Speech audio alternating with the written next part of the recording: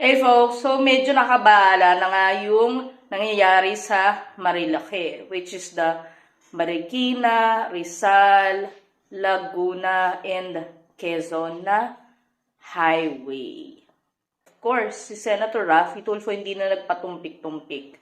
Yung kanyang Senate Committee on Public Services, umaksyon na and nagkaroon na nga ng Senate hearing. So, grabe kasi no, sa dami na aksidente, tinawag na siyang Killer Highway o Devil's Corner. Ito ngang Region 4A na part na to, yung road. So, kung nakita nyo yung nag-viral, no, yung red and blue na may nag-Superman, tumatambling-tambling sa motor, mga ganong level na, what the, anong ginagawa nyo? So, si Ariel Lim nga, yung president ng National Public Transport Vehicles, kinonfirm ito na usually weekend nangyayari itong mga kabalasubasa na to. And yung private vehicles na nanahimik, nadadamay. Kasi syempre nga naman, di ba? What if magkarumbola?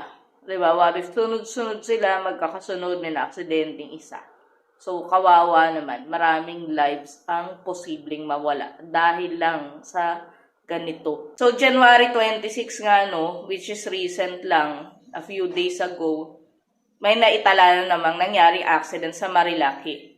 So, inobliga ni Senator Raffy Tulfo yung PNP Highway Patrol Group o HPG na maglagay ng outposts o mga bantay para ma-monitor nga, di ba, matutukan kumbaga yung activities ng mga dumadaan. Yung mga dumadaan. So, kabundukan part na yan. So, mula Marikina hanggang Quezon. Diba? So, pag ganun-ganun na nga, yung ano na nga mismo as is, medyo kahit hindi ka nakainom o hindi ka distracted, challenging na yung road. What more pa nagtatatumbling ka na ganyan? Anong gusto nyong patunayan? So, dahil na nga may nabawian ng buhay, dahil na may pag-racing sa Marilake, binigyan din talaga ni Senator Raffy Tulfo yung importance nito na literal na buhay ang nakasalalay kapag di ito naasikaso. Kinausap niya si PNP Director for Operations sa si PB Gen Reynaldo Pawid tungkol dito. So nangako naman si Reynaldo Pawid no na maglalagay nga ng strong presence doon ng mga bantay para ma-monitor nila yung doon sa road na yon ng Region 4A. So si Attorney Gino Lavarias no from Legal Services ng DILG, natasan din ni Senator Idol na makipag-coordinate doon sa lokal na pamahalaan para nga makatulong maaksyonan agad ang problema.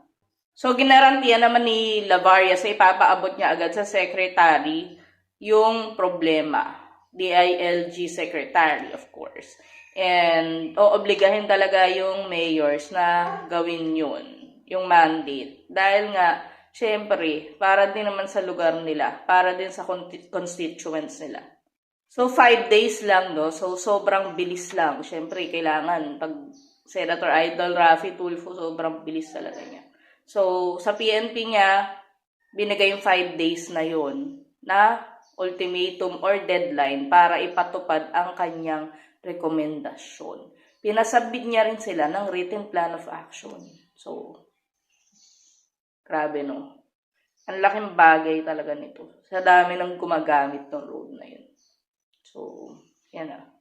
Yan talaga ang mga kailangan natin sa gobyerno na maglingkod ng matagal. Sana talaga si Senator Idol Raffy Tulfo mabigyan pa siya ng opportunity in the future para mas, mas makatulong pa sa mas maraming tao.